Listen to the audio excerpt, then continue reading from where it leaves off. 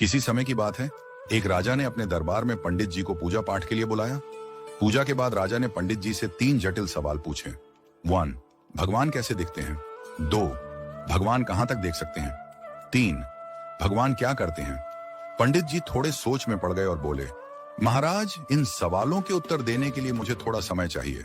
राजा ने उन्हें 1 महीने का समय दिया। पंडित जी घर लौट आए, लेकिन कई दिनों तक उत्तर नहीं सूझा। उनकी परेशानी देखकर उनका बेटा बोला, पिताजी, आप क्यों चिंतित हैं? पंडित जी ने उसे राजा के सवालों के बारे में बताया। बेटे ने आत्मविश्वास से कहा, पिताजी, आप चिंता न करें, मैं इन सवालों का उत्तर दूंगा। अगले दिन दोनों राजा के दरबार में पहुंचे।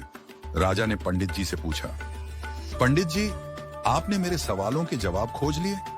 पंडित जी ने कहा, महाराज, मेरे बेटे ने इन सवालों के उत्तर देने का जिम्मा लिया है। राजा ने पूछा, तो बताओ, पहला सवाल, भगवान कैसे दिखते हैं? पंडित जी के बेटे ने मुस्कुराते हुए कहा, महाराज, कृपया एक कटोरी दूध मंगवाइए। दूध लाया गया। लड़के ने उसमें अपनी उंगली डालकर घुमाना शुरू कर दिया। राजा ने चौंक कर पूछा, ये क्या कर रहे हो? लड़के ने शांत स्वर में कहा, महाराज, क्या आपको इस दूध में मक्खन दिख रहा है? राजा ने सिर हिलाया और कहा, नहीं। लड़के ने उत्तर दिया, मक्खन इस दूध में ही है, लेकिन उसे निकालने के लिए दही जमाकर मथना पड़ता है।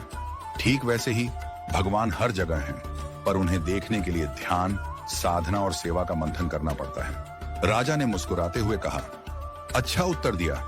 अब बताओ, भगवान कहां तक देख सकते हैं?